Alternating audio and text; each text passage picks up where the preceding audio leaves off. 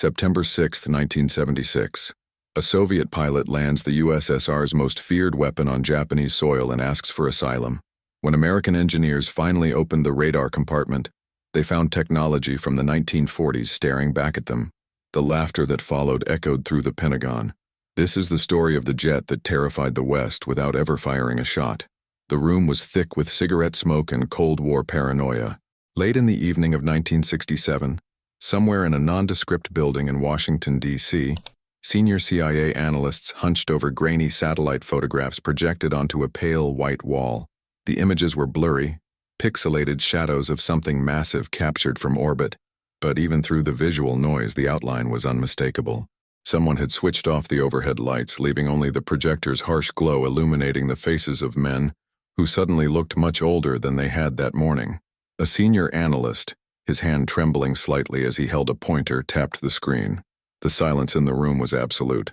Outside, traffic hummed along Constitution Avenue, oblivious to the crisis unfolding in this unmarked facility. Inside, the world had just changed. "Gentlemen," the analyst said, his voice tight, "we have a problem." The photograph showed a Soviet aircraft unlike anything Western intelligence had anticipated. The wings were enormous, sweeping back at dramatic angles that suggested speed and agility. The engine nacelles were massive, twin cylinders that dwarfed anything in the American inventory. The fuselage was sleek and predatory. Even in the distorted satellite image, the aircraft looked like something from the future. An Air Force colonel leaned forward, squinting at the projection. "What are we looking at?" "Based on the wingspan and engine configuration," the analyst continued, "we estimate this aircraft is capable of speeds exceeding Mach 3. Those wings suggest extreme maneuverability. The engine size indicates thrust-to-weight ratios we can't currently match." He paused, letting the implication sink in. "The Soviets have built the perfect interceptor, possibly the perfect fighter."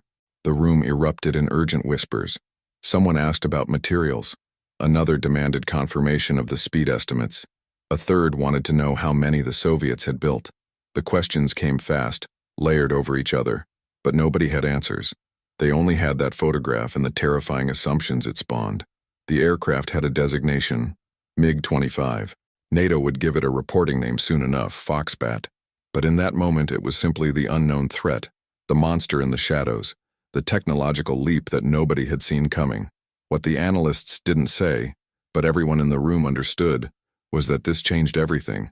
For years, American air superiority had been assumed, almost taken for granted. The Air Force had the best pilots, the best training, and what were believed to be the best aircraft. If the Soviets had truly built a Mach 3 superfighter with those enormous wings suggesting dogfighting capability that could outmaneuver anything in the sky, then American bombers were vulnerable, American fighters were obsolete, and the strategic balance that kept the Cold War cold was suddenly on very thin ice. By morning, the photograph was on desks throughout the Pentagon. By the end of the week, emergency meetings were being convened at the highest levels of government. The conclusion was unanimous and terrifying. America had fallen behind. The response was immediate and massive. Congress, presented with dire intelligence assessments about Soviet air superiority, approved billions in emergency funding. The F-15 Eagle program, already in early development, was suddenly accelerated into a crash program with blank check financing. Whatever it took to match this threat, whatever it cost, was justified. The alternative, allowing the Soviets to dominate the skies, was unthinkable. Design requirements for the F-15 were rewritten around the MiG-25 threat. American engineers were told to build an aircraft that could match or exceed Mach 3, outmaneuver the Foxbat in a turning fight, and maintain air superiority against an enemy whose capabilities were largely theoretical but assumed to be extraordinary. Every specification, every performance target, every design compromise was made in the shadow of those satellite photographs. Military planners developed new tactics for engaging an enemy nobody had ever seen up close. Pilots were trained to fight the MiG-25 based on assumptions about what it could do.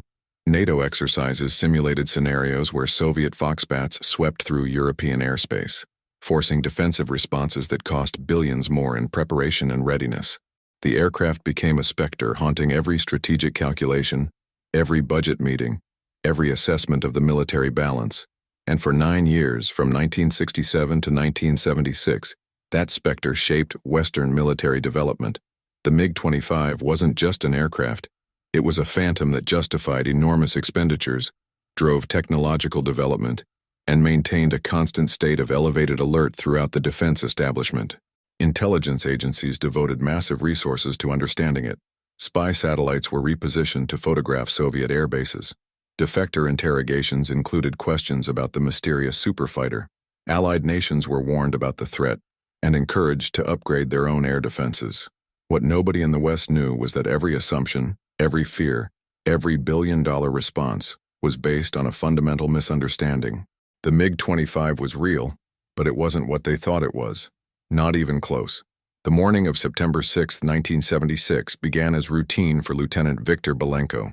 He arrived at his Soviet air base for what was scheduled as a standard training flight, the kind he'd flown dozens of times before.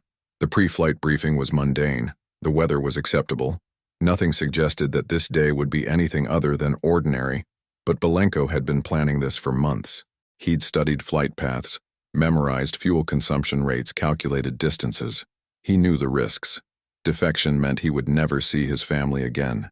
The Soviet state would brand him a traitor, and his wife and child would suffer consequences he didn't want to imagine. But he'd made his decision. He was flying out and he wasn't coming back. The MiG-25 climbed into the morning sky with its characteristic thunder. In the cockpit, Belenko went through the motions of the training exercise, flying the prescribed route while Soviet ground controllers tracked his progress on radar. Then, at the predetermined moment, he broke formation. The aircraft dropped low, skimming over the landscape to evade radar coverage. The MiG-25 was many things, but subtle wasn't one of them. The twin engines screamed as Belenko pushed the throttles forward, racing toward the coast. Behind him, Soviet air traffic controllers realized something was wrong. Radio calls became urgent, then frantic. Orders were barked. Other aircraft were scrambled to intercept. But Belenko had a head start, and the fastest interceptor in the Soviet inventory. The MiG-25 crossed the Sea of Japan like a bullet, its engines drinking fuel at an alarming rate. Belenko watched the gauges, doing mental calculations. He had enough, barely. Japanese Self-Defense Force radar picked up the unknown contact racing toward their airspace. Alert fighters were launched, but by the time they were airborne, the contact was already making an emergency approach to Hakodate Airport, a civilian field in northern Japan that was definitely not designed for Soviet military traffic. The MiG-25 touched down hard, its drag chute deploying as Belenko fought to slow the massive aircraft on a runway built for commercial jets. Japanese civilians at the airport stood frozen, watching this enormous Soviet fighter taxi to a stop. When the canopy opened and Belenko climbed out, his first words in broken English were simple: "Asylum, America." The phone call reached the CIA station chief in Tokyo within minutes. His response was reportedly just 2 words: "Holy shit." Within hours, the diplomatic crisis was in full swing. Soviet officials demanded the immediate return of their aircraft and the kidnapped pilot. The Japanese, consulting closely with the Americans, politely declined. There were procedures to follow, they explained. Asylum requests had to be processed. And in the meantime, perhaps some technical experts should examine the aircraft to ensure it was safe to return.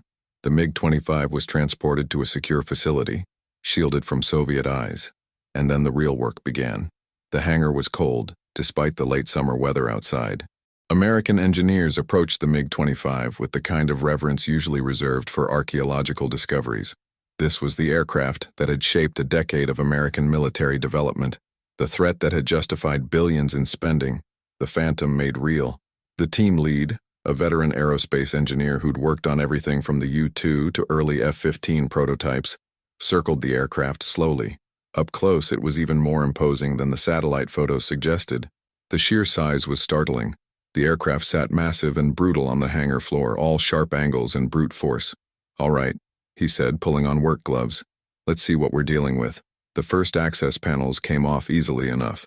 Standard fasteners, nothing exotic. But when the engineers looked inside, expecting advanced titanium alloys and sophisticated materials, they found something else entirely.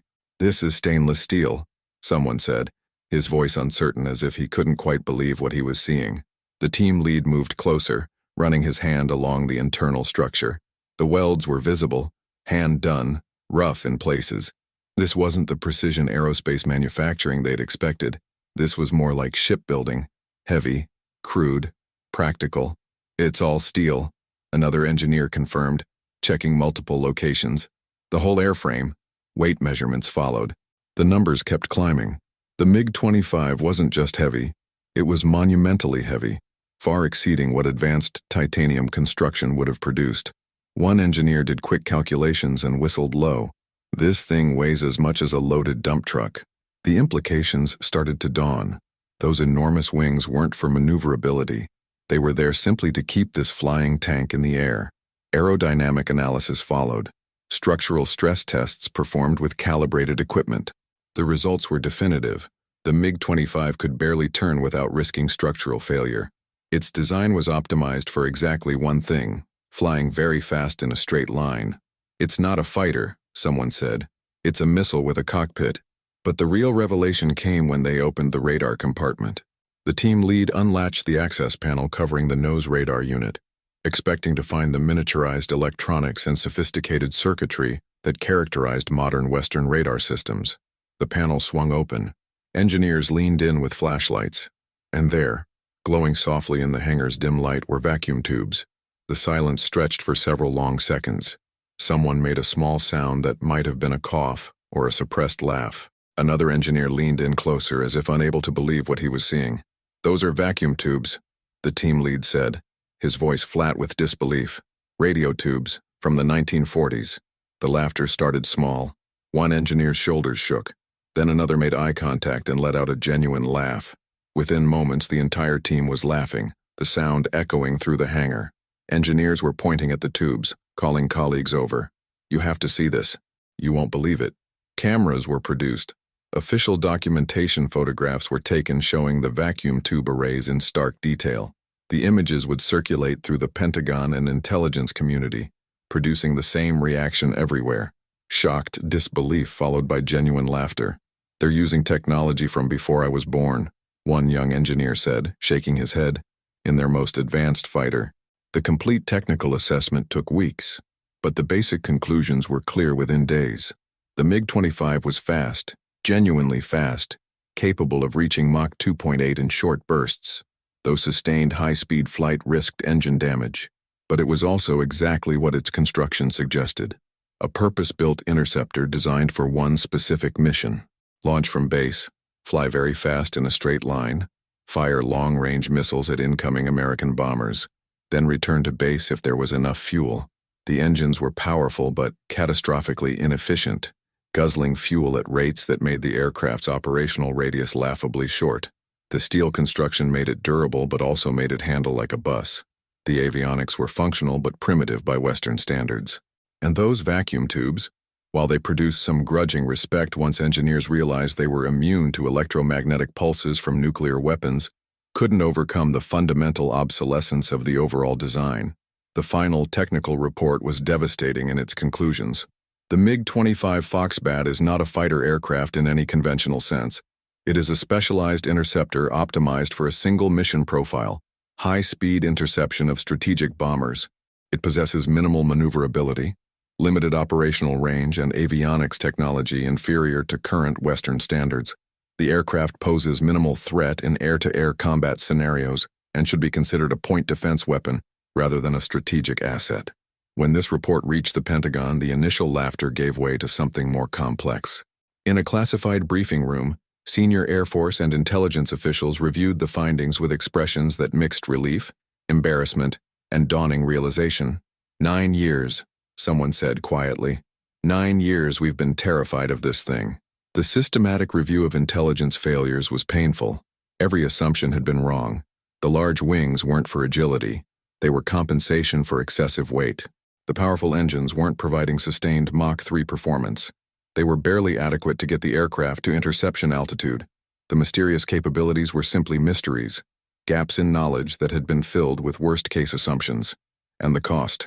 The F-15 Eagle program, accelerated and funded at emergency levels because of the MiG-25 threat, had consumed billions.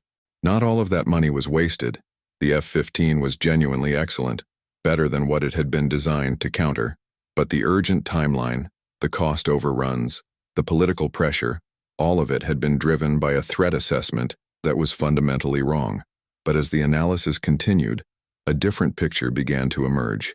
Yes, Western intelligence had gotten almost everything wrong about the MiG-25's capabilities, but in a strange way, the Soviets had gotten almost everything right. They never claimed it was a fighter, an intelligence analyst pointed out during one briefing. We did. They called it an interceptor. We saw those big wings and assumed maneuverability. We saw those big engines and assumed sustained high speed. They just let us assume.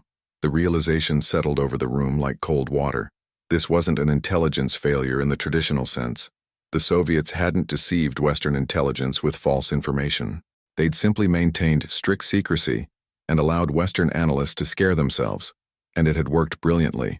The Soviet Union had forced the United States to spend billions of dollars, redirect enormous scientific and engineering resources, and reorganize air defense strategies around a threat that didn't exist. They'd achieved a strategic victory without building a superweapon, without fighting a battle, without losing a single aircraft in combat. It's psychological warfare, someone said. We defeated ourselves. The concept was called maskirovka in Russian, a military doctrine encompassing deception, disinformation, and concealment. But this went beyond traditional deception. The MiG-25 was real, not a fiction. It just wasn't what the West thought it was. The Soviets had built a specialized tool for a specific job, maintained operational security, and watched as Western paranoia transformed it into a mythical superfighter. As for those vacuum tubes that had produced such laughter, their presence began to make a certain pragmatic sense. In the nuclear warfare scenario that dominated Soviet strategic thinking, electromagnetic pulses from high-altitude nuclear detonations would fry sophisticated Western microelectronics. But vacuum tubes, crude as they were, would keep functioning. The MiG-25 was designed to operate in an environment where American F-15s would be electronically blind, their advanced computers destroyed by EMP. Primitive technology became a feature, not a bug. It's actually clever, one engineer admitted grudgingly. Not sophisticated, but clever. Viktor Belenko, in his extensive debriefings with American intelligence, confirmed what the technical analysis had revealed. Soviet pilots, he explained, had numerous complaints about the MiG-25. It was difficult to handle, prone to mechanical problems, and required massive ground support. Pilots joked that it was like flying a restaurant because it needed so many people to keep it operational. There were strict limitations on its use.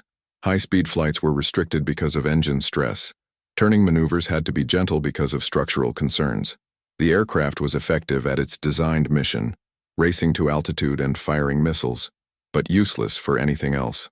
The NATO threat assessment was quietly revised. Training programs were updated. The F-15 program, now well advanced, continued, but justified differently, positioned as air superiority platform rather than as counter to a specific Soviet threat.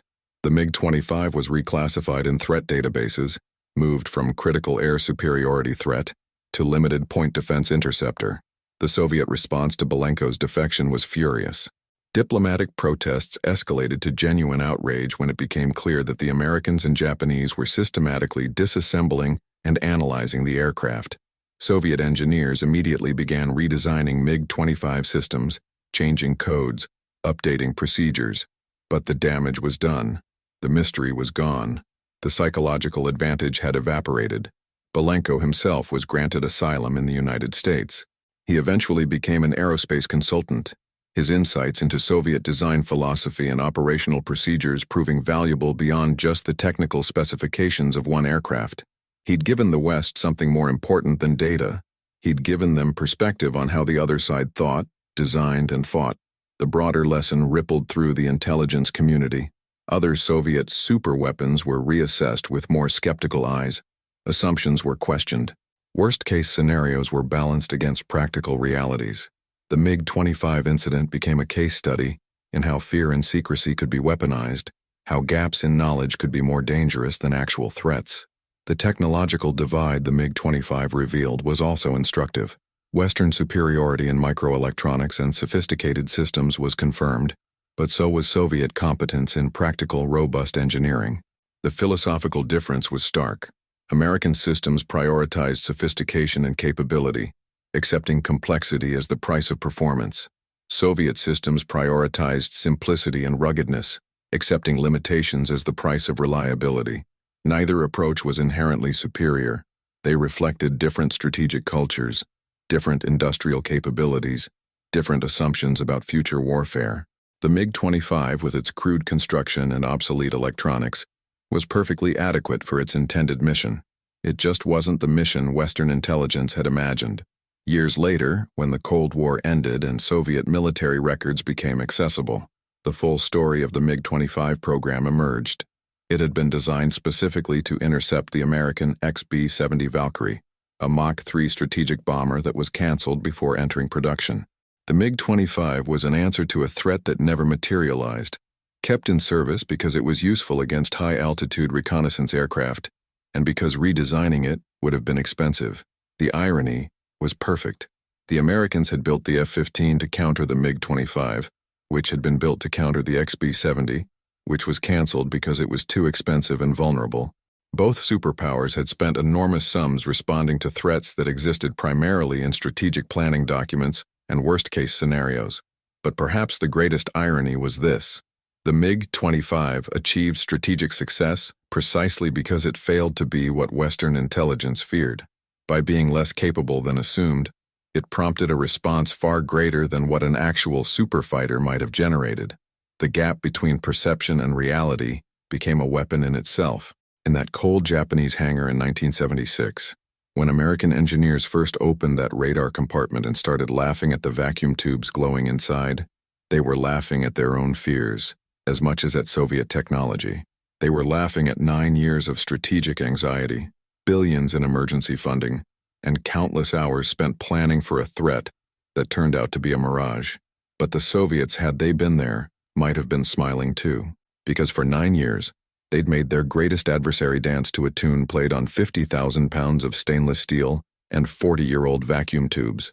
They'd won a victory without firing a shot, achieved strategic success without building a superweapon, and demonstrated that in the chess game of Cold War competition, perception could matter more than reality.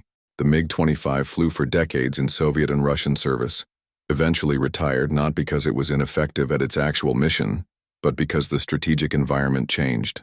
High-altitude bombers gave way to cruise missiles and stealth aircraft. The point defense interceptor became obsolete not because of its limitations, but because the threat it was designed to counter disappeared. But its legacy remained. In military academies, the MiG-25 became a case study in the fog of war, in the danger of assumptions, in the power of psychological operations. Intelligence analysts studied it as an example of how gaps in knowledge should be treated with skepticism rather than fear. Engineers examined it as a reminder that sophisticated isn't always better, that different design philosophies can produce wildly different solutions to the same problem. And somewhere in the archives, those photographs remain. Vacuum tubes glowing softly in the nose of the Soviet Union's most feared fighter. The image that prompted laughter but taught a lesson worth billions. The lesson that sometimes the most dangerous weapon isn't the one that works perfectly, but the one that makes you imagine perfection in the darkness of incomplete knowledge. The greatest trick the MiG-25 ever pulled was making the West believe it was something it wasn't. And in the end, that belief, that fear, that assumption, that was the real weapon. Everything else was just stainless steel and vacuum tubes, flying fast in a straight line, doing exactly what it was designed to do, while the rest of the world imagined something far more terrifying. The engineers eventually stopped laughing. They wrote their reports, documented their findings, and moved on to other projects. But that moment in the hangar remained, a perfect crystallization of Cold War absurdity, the instant when fear met reality and produced not relief, but recognition that the greatest battles of that long twilight struggle were fought not with weapons, but with perceptions, assumptions, and the shadows cast by incomplete intelligence. Viktor Belenko's single act of defection, driven by personal reasons and individual conscience, had changed the strategic calculus of the Cold War. One man, one aircraft, one decision, and suddenly the monster in the shadows was just an interceptor with outdated electronics, doing its job well enough but never quite living up to the mythology that surrounded it. And perhaps that's the final lesson of the MiG-25 Foxbat, that the most terrifying weapons are the ones we imagine, and the most expensive battles are the ones we fight against our own fears.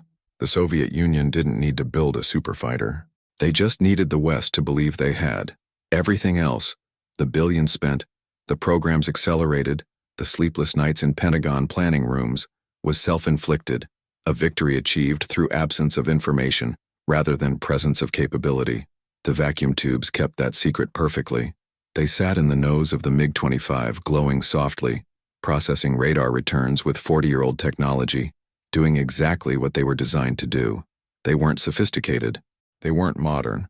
But for 9 critical years they were invisible, hidden behind operational security and Western assumptions. And in that invisibility, they were more effective than any advanced microchip could have been. When the laughter finally stopped and the reports were filed and the MiG-25 was returned to the Soviets, carefully reassembled, every component documented, what remained was a lesson written in stainless steel and vacuum tubes. In the Cold War, the most powerful weapon was often the one that existed only in imagination, and the greatest victory was making your enemy defeat himself through fear of what might be lurking in the darkness. The engineers had laughed, but the Soviets had won.